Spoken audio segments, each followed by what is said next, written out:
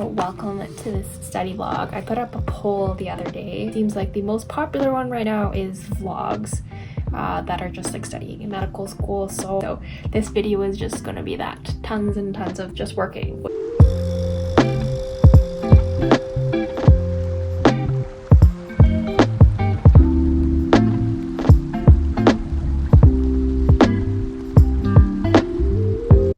Good morning, everyone. I am working on my personal statements again for residency, so I'm just going to try to get through Bina's edits. Thanks, Bina. And I have to try to get the word count back down to under 800 again.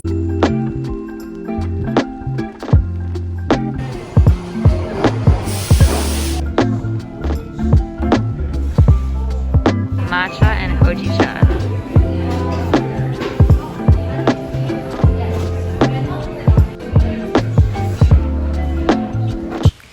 Me, my cat, my laptop, working on personal statements, and no lie, working on these statements has been really stressing me out because it's just, I find it really easy to get into a mode of total perfectionism with it because you can always make it better and better. So I'm hoping to get this over with at some point.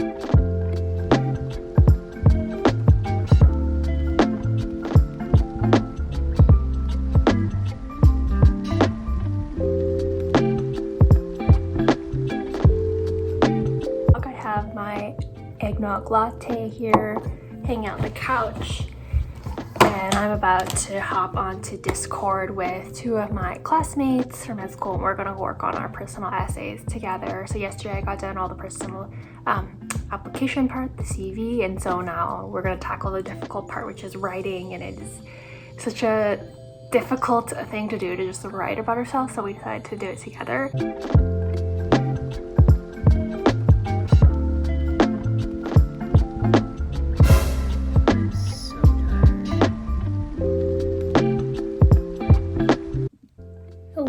It is now January 12th. It is 2 weeks before our CURMS deadline, and my goal today is to finally get my personal statement written within the next hour. It's been really tough. I've started working on my personal statement back in May, and it's gone through, I think I have like 40 different drafts.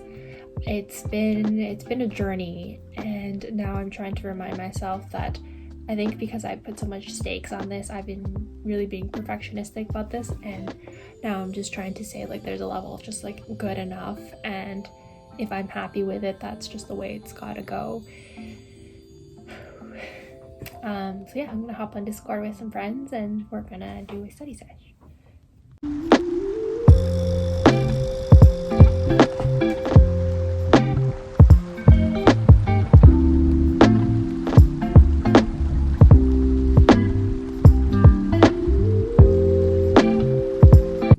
My goal for right now is to get through a total of 12 Casper practice scenarios and then mark them as I go along, and then we'll move on to other activities next.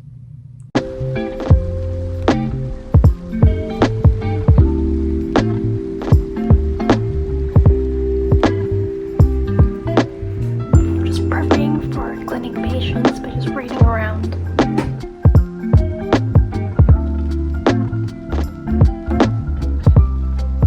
Very satisfying procedure because it relieves people quickly, but just if you're like kind of a, I don't know, if you're not very queasy, then it's awesome.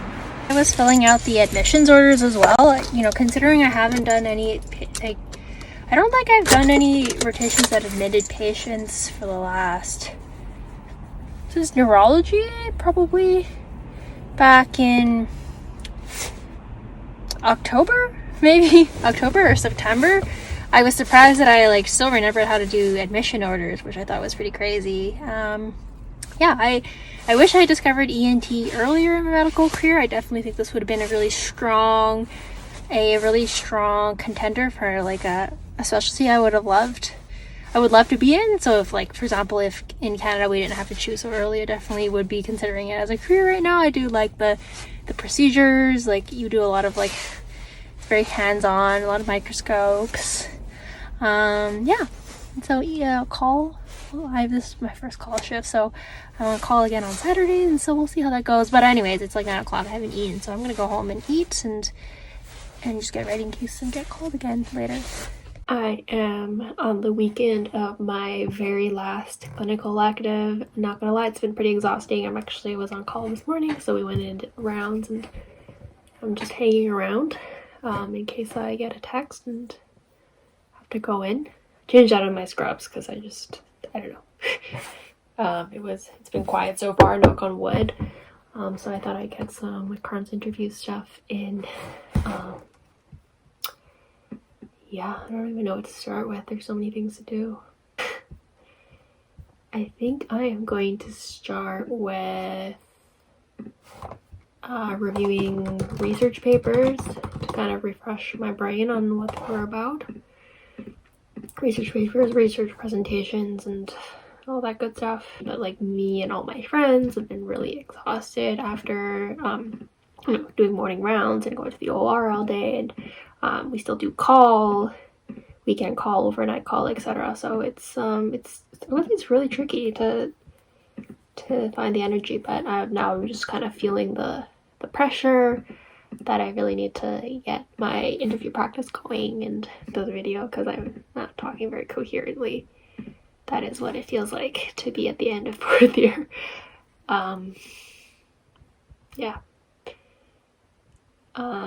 So I'm also practicing because I have a faculty practice, interview practice on Monday as well, and then I practiced yesterday with the resin, and I wasn't really happy with my interview performance, so here we are. I'll show you guys. I decided to open all the tabs and read up. Hello, I am back from a day at work. I have a very lovely friend who is letting me stay at her place because I have a rotation pretty long commute, so I brought all sorts of different food. I feel like really weird coming to someone's house empty-handed, so I just packed a ton of food. I haven't decided what I want to make for dinner for the two of us tonight. I also bought some tea and some Korean corn dogs, so I think I might make us that as well. So this is what I want to make as a snack. Me and Kayla bought this at H Mart the other day. This is a mozzarella cheese and potato hot dog. Clearly, I'm all about the Korean food while I am in K-Town.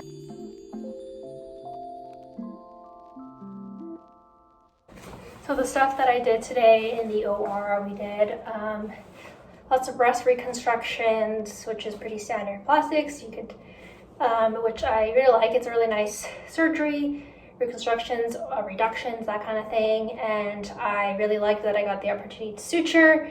I remember feeling so guilty that I was so painfully slow.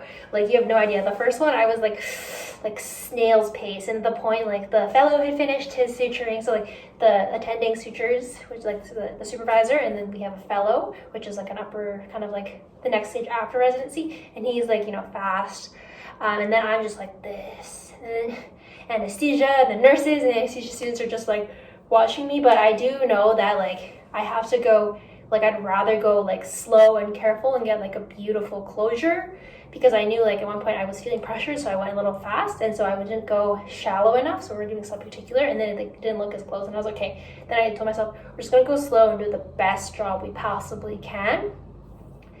And like, in my mind, I'm very like hypercritical of how I was doing. I was like, oh, I'm so slow and it's imperfect.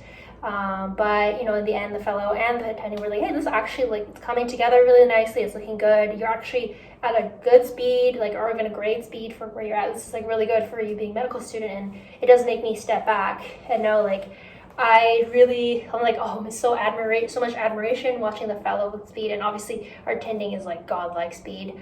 I want to be there, but I also know like I have to earn that pace. And as my attending says, like, you just have to do a couple, as in like do like dozens and hundreds of these and even thousands of these to gain that speed. And so I do want to make it a goal to build some manual dexterity for myself.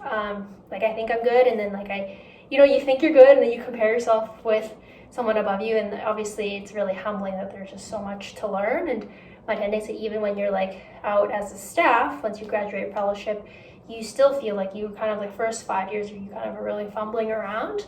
So anyways, I thought it was funny because I was comparing myself to the fellow and I was like, wow, how is he so fast?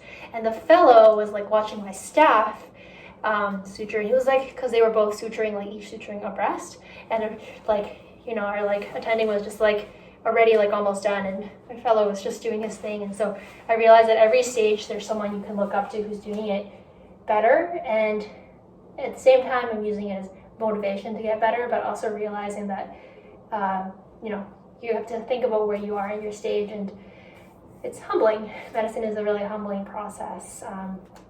But yeah, he's just the best hands ever, and super interesting stuff. Some other stuff, lessons he told me about were, you know, just trying to get some more manual practice, so like NGs, Foleys, IVs. Those are things I haven't done a ton of recently, so I was thinking maybe I need to review some IVs and learn how to do that. I don't know when I'll get the opportunity to do that, but like I do want to work on that dexterity.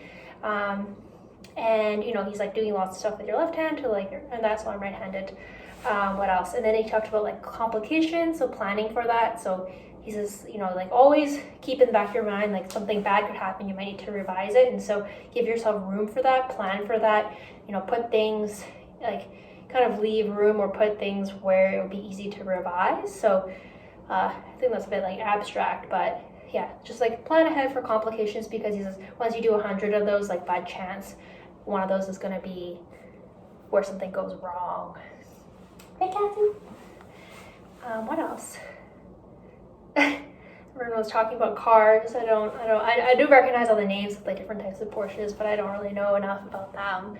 And yeah, I just thought this was a really nice crew to work with. I really like working out here in like these hospitals. I can't name it, I guess, because of patient privacy, but I like it. I like how there's like no residents here. And so like even usually this is the first time I've ever seen a fellow, so usually there's not many learners, and so there's not much like competition for learning. It's just like we're both learners, but you know, like there's just some stuff I probably wouldn't be doing anyways, or like and like I honestly feel like having a fellow around is like helpful for learning. Like he's like, I'll ask for feedback, or yeah, I just find it like helpful to learn from. And yeah, it's a good start back to our last 4 weeks of fourth year's like clinical rotation. So anyways, I should probably get my act together. Our CARMS application, which is our Canadian Medical Residency applications, are due in a week. So this has been hardcore crunch time.